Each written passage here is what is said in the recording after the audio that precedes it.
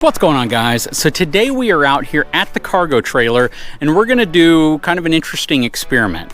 If you guys recall, I had my really cool etrailer scale here, and this is a tongue weight scale, and it's designed to tell you how much weight is being transferred to the back of your truck whenever you're hitched up to an RV. So we're going to run kind of an interesting experiment today.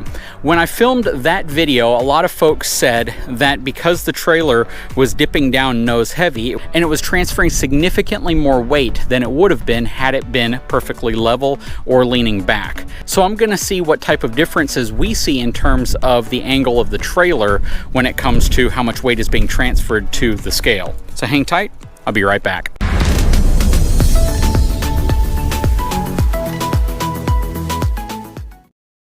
Okay, so before we check the initial weight, let's take a look at what's in the trailer.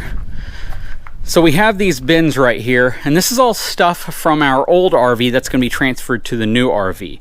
Whenever you take all this into consideration, you're probably looking at about 500 pounds total worth of stuff in these bins up front, including the batteries, refrigerator. Okay, so first, we're just going to throw it under here the way it is and see what it looks like.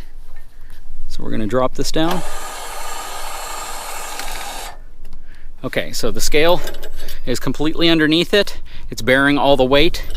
There's no weight on the actual tongue jack of the trailer. And we are right at about 900 pounds. Let's take a look at it from the side so you can see it is leaning forward. I don't know if you can tell. I'm going to guesstimate it's probably about 3 inches lower in the front than the back. So now what we're going to do is lift it off. I'm going to put some pegs underneath here to raise this up, and we're going to see what it looks like.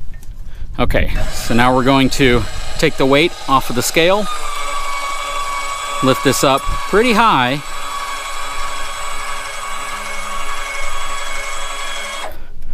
we're going to put both of these 2x pieces of lumber under here. Altogether, you're probably talking about 3.5 to 4 inches of increased height. We're going to throw that under here.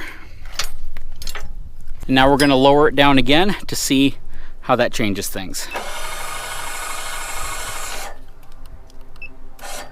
All right, so it is completely off of the block, 900 pounds. So we raised it significantly higher, about 3.5 to 4 inches up, and it is now what I would consider to be level. We'll take a look at the side here in a second, and we are right at 900 pounds again, maybe just a hair under. So now we are about an inch higher in the front than the back. There is a difference, not much of a difference though. And depending on how we move stuff around inside of the trailer will really change this as well. So now what I'm going to do is I am going to add more blocks here. I'll add this block, which is about 1.5 inches thick, under here, and we'll see if it impacts the weight being transferred to the scale again. Okay, so I did one even better. So I added an additional 3 inches of blocks to the 3 inches that are here. Now we're 6 inches higher up front, and we're going to lower it.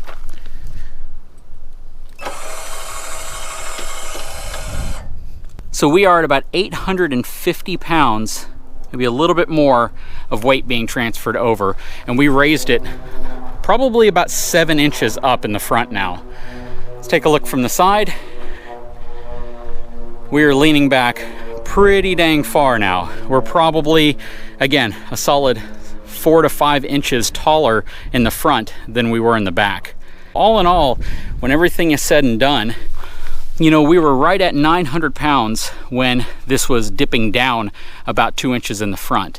Now that we're raised up 4 to 5, I'd probably say even closer to 6 inches, we are right at about 50 pounds less raised up this much higher. So there is a difference. So even though it's not going to be exactly the same as if it were perfectly level, it's still pretty close. What I wanted to show you guys here is that yes, it does factor in, you know, the angle of the trailer, because that is going to determine weight and balance, but it's even more important to determine where you're placing things inside of the trailer, because that's going to really determine that teeter-totter effect that you get. Where having your trailer level is going to factor in more is how you tow the trailer. If you have it too high, it's going to create instability in the back of your trailer, and it can lead to sway.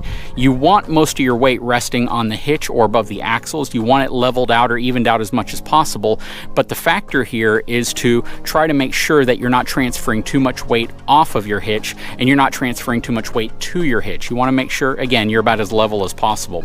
But the entire point of this specific video was just to show you that those specific travel trailers I was pointing out, because everything in it is static and it's not moving, I'm not moving weight from the front to the back or the back to the front in terms of cargo, that the amount being transferred to the actual scale was going to be roughly the same, even though most of those trailers were dipping down about 2 inches towards the front when everything was said and done. Anyways, guys, I sure hope this helped clarify that video. And, you know, I know a lot of people wanted me to go out there and retest, and I might do that. But, you know, I wanted to show you guys this because, you know, I had the ability to come out here and shoot this today. Anyways, guys, I'd love to know your thoughts. Please leave a comment below. If you haven't had a chance, please take a moment, subscribe to my channel, give me a thumbs up, and we'll talk to you again very soon.